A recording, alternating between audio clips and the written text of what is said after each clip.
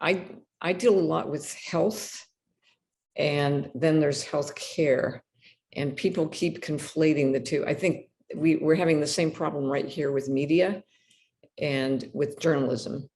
Journalism to me is a holy religion. Media is a church that has been corrupted with a metabolism that's money hungry, blah, blah, blah. I won't go into it, but just for framing, it's really important to distinguish the two. I think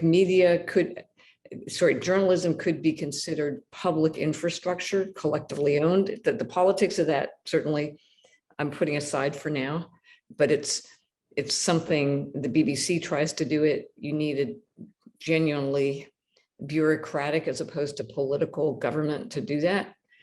But when you get to the side of the media, I think what are the media? Well, it's metaverse, it's Disneyland, it's whether it's physical IRL or it's virtual. Basically, all these private companies are trying to own more and more of our lives. And as our lives become more virtual, they're saying, wow, there's a real opportunity.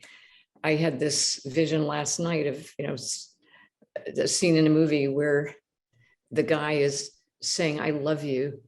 And all around him, there are big ads flashing diamond rings, like everything you do is being watched and then you're being sold stuff.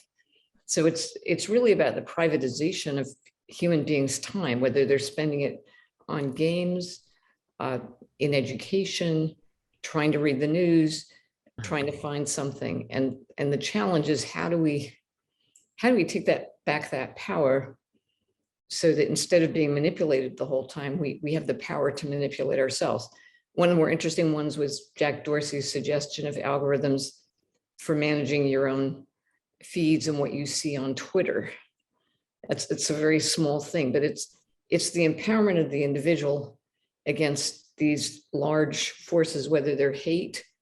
And most people who publish hate stuff are actually motivated by ads rather than by hate. I mean, it's interesting. If you go to MisinfoCon and you ask people about their business models, they're not very political. They're focused on the money. So enough. I'll certainly come back, but just as a framing, I think we need to understand that this is more about the money metabolism and the fact that hate and gaming and all forms of addiction are extremely profitable.